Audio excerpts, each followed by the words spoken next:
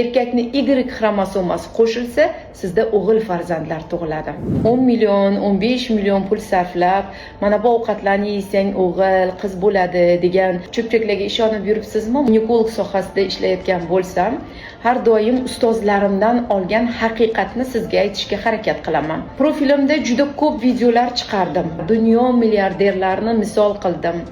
Yeb ichishda muammo yo'q, pulda muammo yo'q. Dunyoni chekka-chekkasiga borishga mana qurbi yetadigan insonlarni misol keltirdim. Nega farzandi yo'q? Sizning o'g'il yoki qiz farzand ko'rishingiz birinchi navbatda Allohga bog'liq. Alloh sizni ne'mati bilan siylasa beradi.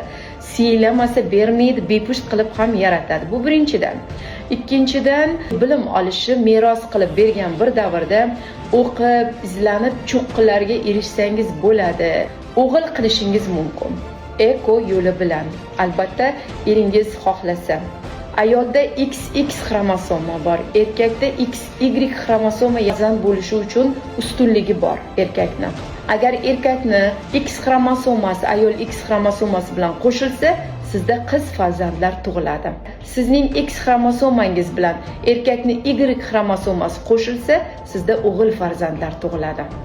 Bu yerda 4-qizlari qiz farzand ketma-ket tug'ilishiga sabab erkakdagi X xromosomalarining ustunligi, X xromosomalarning X xromosomalarga moyilligining yuqori bo'lishi.